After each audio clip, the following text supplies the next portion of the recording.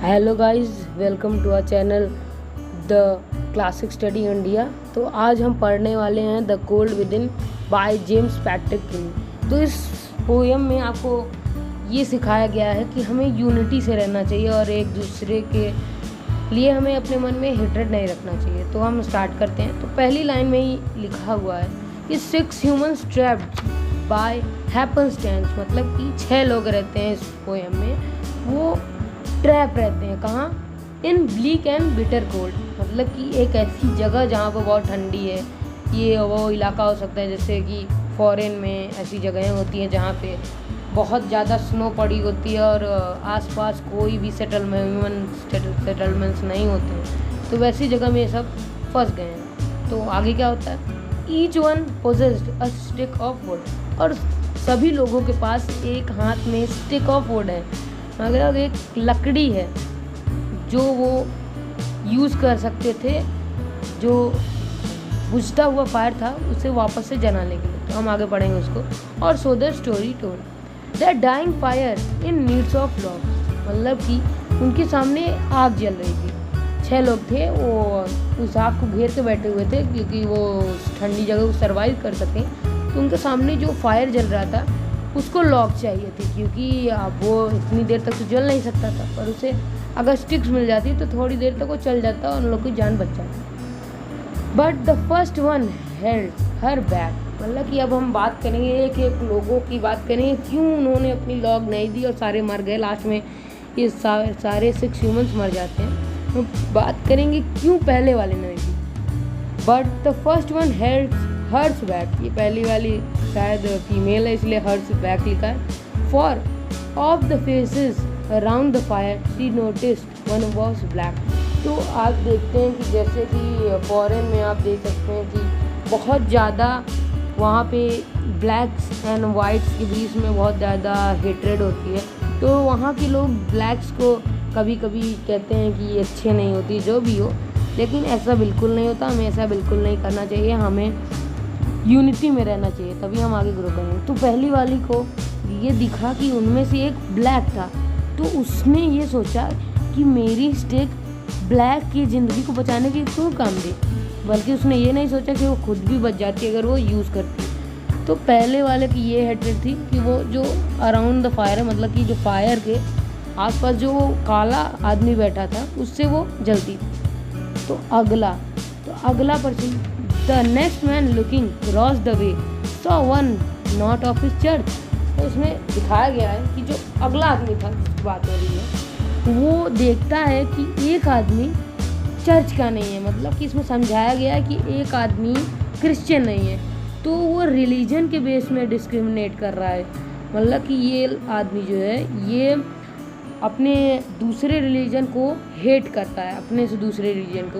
तो देखता है एक चर्च का नहीं है, मतलब कि उसके रिलीजन का नहीं है। तो वो कहता है मैं ये स्टिक जो है दूसरे रिलीजन वाले को क्यों दूँ, उनको क्यों ये वार्म करे। तो उसने भी अपनी स्टिक रख ली।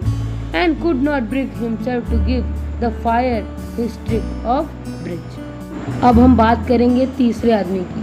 तो the third one sat in tattered clothes, मतलब कि वो दिखाया गया है पोएम में कि जो तीसरा आदमी था उसके कपड़े फटे हुए, टैटर मतलब फटे हुए उसके कपड़े। तो वो he gave his coat a hitch मतलब कि जैसे हमें ठंड लगती है तो वो जो कोट पहना हुआ था उसको खींचता है, मतलब जैसे हम कभी ठंडियों में रज़ाई या फिर कंबल ओढ़ते हैं तो उसको अपने बॉडी के अराउंड टाइट करते हैं, तो उसको हिच बोलते हैं।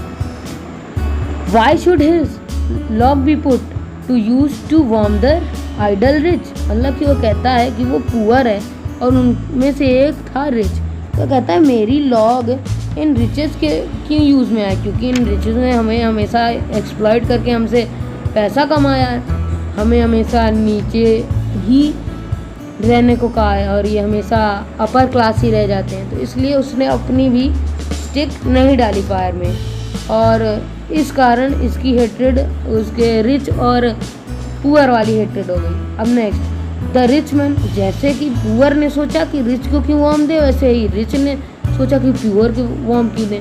The rich man just sat back and thought of the wealth he had in store and how to keep what he has earn from the lazy shiftless people. मतलब कि ये कहता है कि मेरे पास इतना पैसा इसलिए आया है क्योंकि मैंने इन गरीबों से ही इतना पैसा कमाया, क्योंकि मैंने मेहनत की और मैंने पैसा कमाया इन गरीबों से।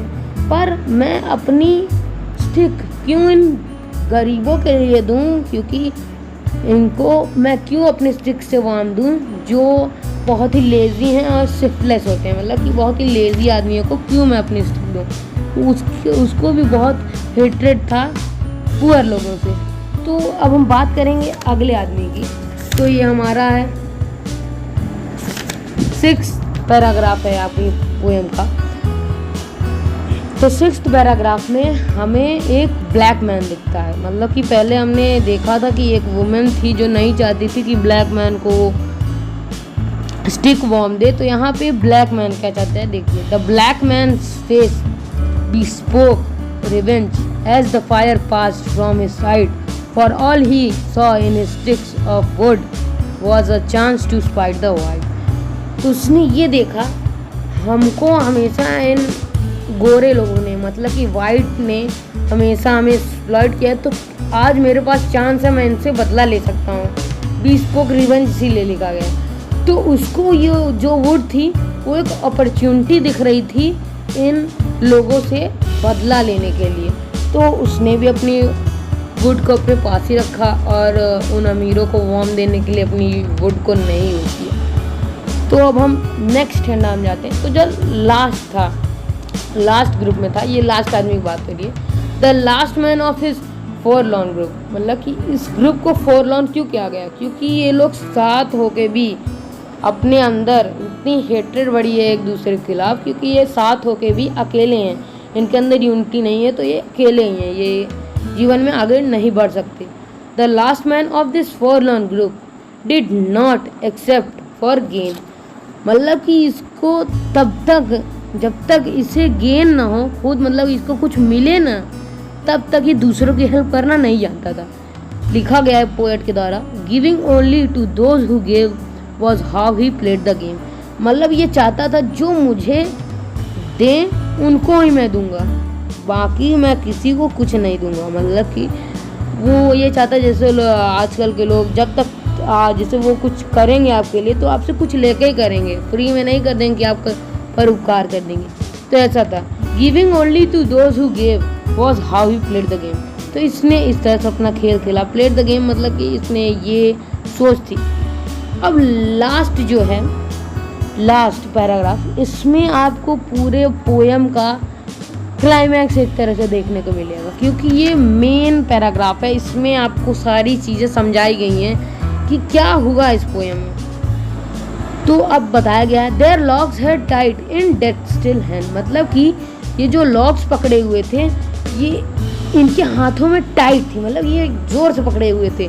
ये किसी को इसकी गर्मी से किसी को बचाना नहीं चाहते थे, क्योंकि इनके अंदर यूनिटी नहीं थी। अगर हमारे अंदर यूनिटी नहीं रहेगी तो हमेशा पीछे रहेंगे। What the proof of human sin, they did not die from cold without, they died from the cold within. मतलब कि ये बाहर की ठंडी से नहीं मरे, बल्कि इनके अंदर जो इतनी हेट्रेड की ठंडी थी, मतलब इतनी हेट्रेड एक दूसरे के बीच में और यूनिटी ना होने के कारण जो कोल्ड इनके अंदर भरी हुई थी कि मैं दूसरों को क्यों मदद करूं, इसलिए वो मरे। तो हमें हमेशा यूनिटी रहना चाहिए। तो लास्ट लाइन कहती है, they died of lack of warmth of human relationship. मतलब कि वो इसलिए नहीं मरे कि बाहर की ठंडी थी इसलिए मर गए, वो अंदर की ह्यूमन रिलेशनशिप्स ना होने का कारण वो मरे। तो आशा करता हूँ आपको ये वीडियो पसंद आया होगा। प्लीज़ इसको लाइक और शेयर और सब्सक्राइब कर दें। Thank you.